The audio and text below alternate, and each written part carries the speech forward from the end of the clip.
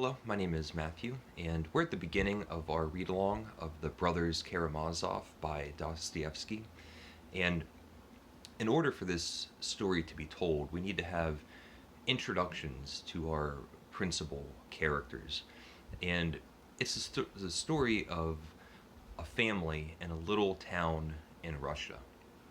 And the other interesting and what I think is fascinating part of this story is who is telling it. And the narrator is the town. And so instead of having just a plain omniscient narrator with a complete aerial view, instead it's much more slippery. We have the collected knowledge and gossip of the people in this town who just seem to know an awful lot about this unusual and quite memorable family. We get to see a panoramic view. We get to go into their households and in their drawing rooms and in their bedrooms and then into their minds. And it's done in a way that feels so believable, the way that a small town can really know much more than you would imagine about a peculiar family down the street. We're told straight away that our main character, our hero, is Alyosha Karamazov.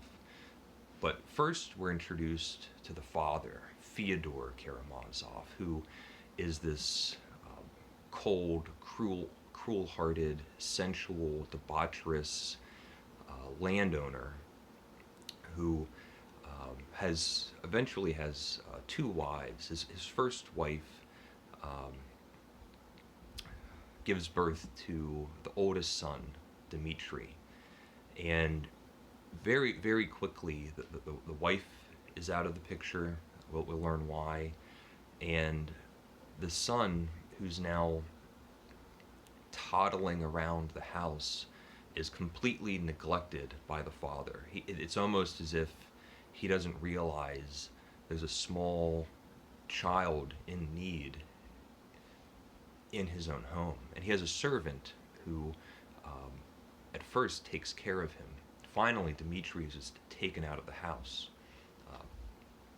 Later on, Theodore remarries a young woman, and all of his bad qualities are getting worse and worse, and his vices are exaggerated, and all of that is wearing on his face. We get this morbid, monstrous picture of a flabby, wrinkled, loose-skinned man with a long, pointy nose and a Adam's apple that droops, and he drinks, and he likes to tell stories in which he embarrasses himself and revels in all of the terrible things that he's done.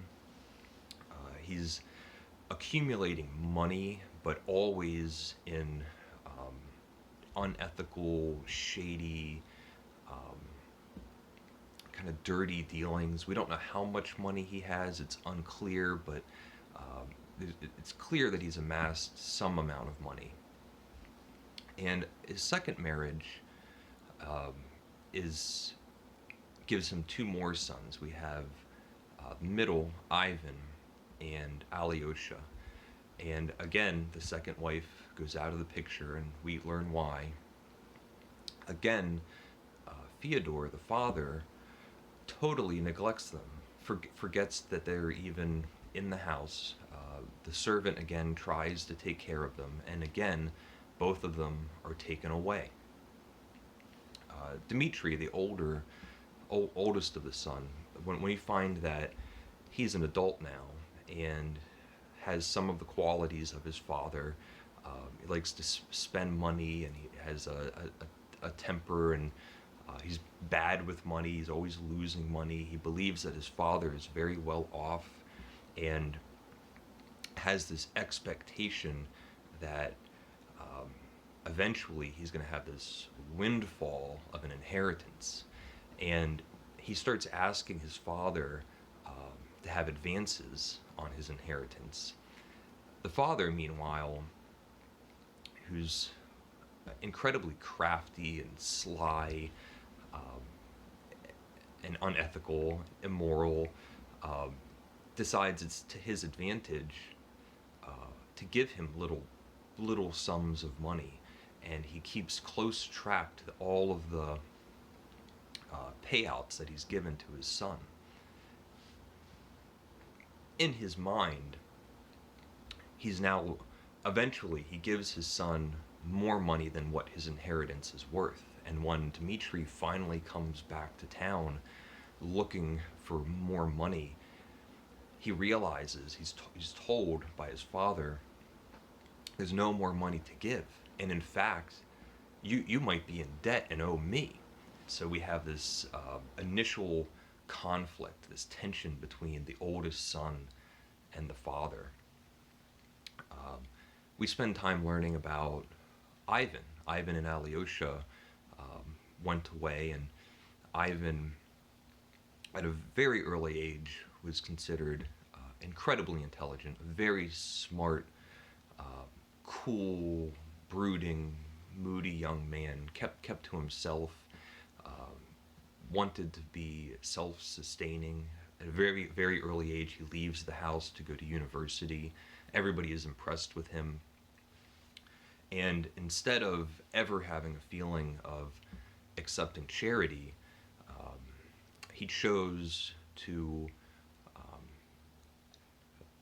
he chose to be quite poor and work for his money, and work at newspapers, and he wrote stories and articles, and made an early name for himself. He was well known. He wrote a certain article that was religious in nature, and was quite talked about. And then we have Alexei, the youngest, who is young and naive and innocent, and is almost like a little angel in the world. He has these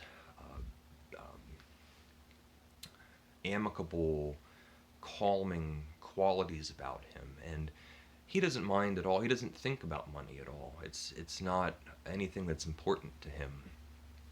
He accepts charity and doesn't imagine that it is charity.